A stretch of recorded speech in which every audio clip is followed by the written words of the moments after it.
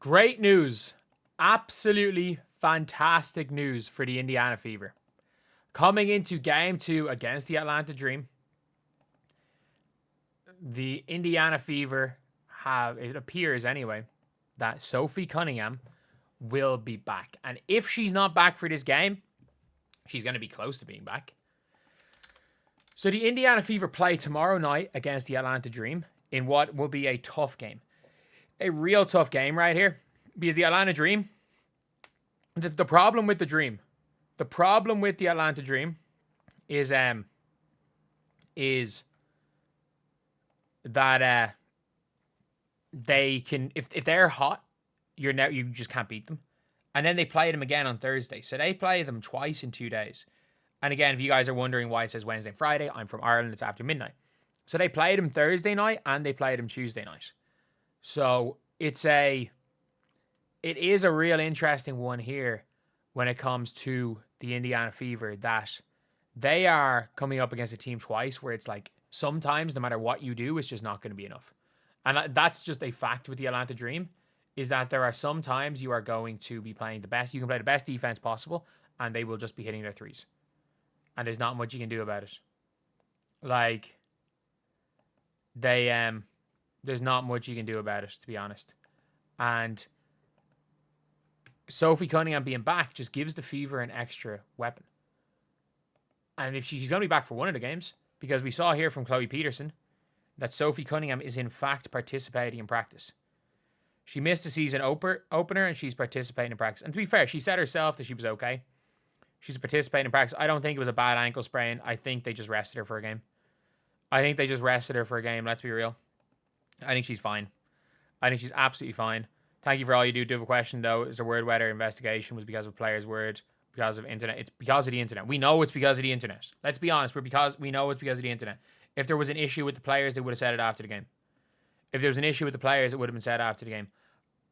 And by the way, if there was an issue with the players, with something a player in the crowd said, I actually have a feeling the players would have walked out of the game if there was an actual issue. It's because of the internet. But good to see. Hope she says, like, tomorrow might be tough to watch. Just cancel the season already. What? Or are they just missing shots? It's a warm-up. How many shots did they miss here? Okay, so we saw a layup from Lexi. One of 3 is made from the team. 1 of 3 from the team.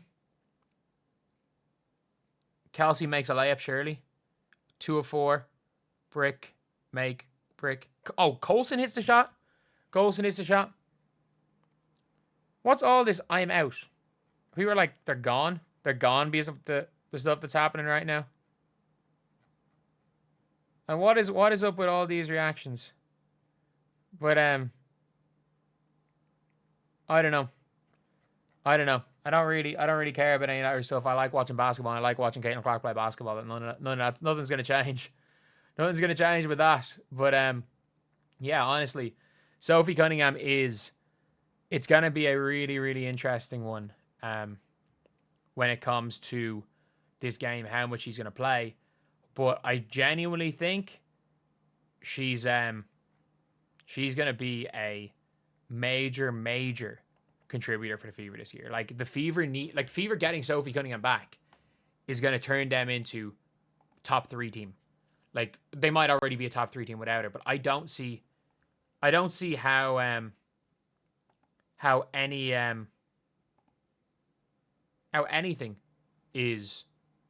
team other than the top 2 are going to beat them. I do not understand how any team other than the Liberty and the Lynx can beat this team.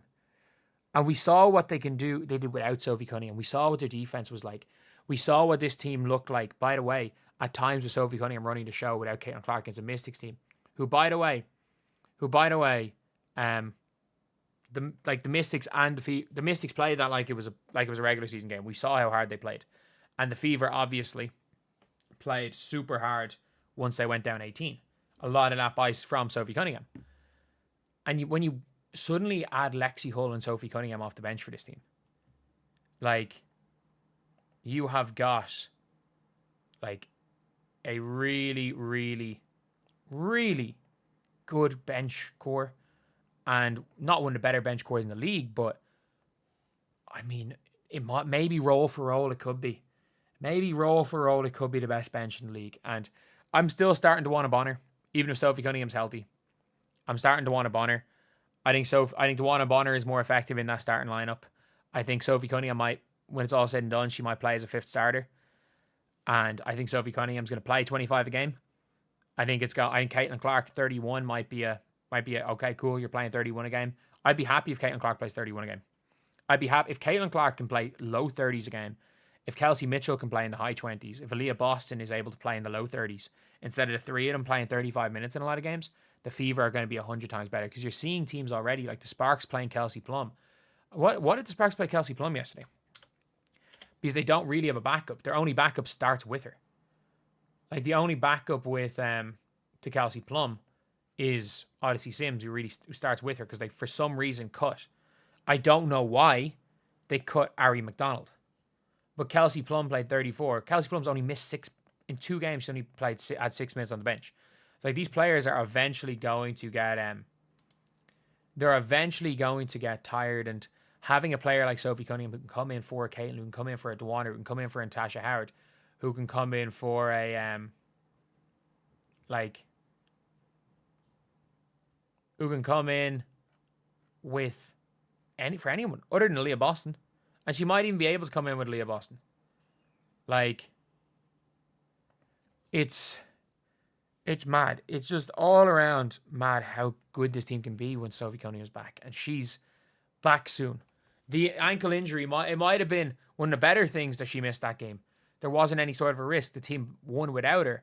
And you've got, again, a player who the WNBA literally voted. The GMs voted as one of those underrated acquisitions. Like, they essentially traded Alyssa Smith for Sophie Cunningham. They essentially traded Alyssa Smith. And you might be saying, oh, but they traded Alyssa Smith and the 8th pick for Sophie Cunningham. Yeah, and 19. And they probably got who they were going to take at 8. So they essentially traded Sophie Cunningham for Alyssa Smith, which is one of the craziest fleeces we have seen in the WNBA's in the recent history. It's one of craziest fleeces. It turns out Citron for Atkins might be, but in hindsight it might be. At the time it looked like a good trade. But yeah, let me know what you guys think in the comments section below. Do you guys agree? Do you guys disagree?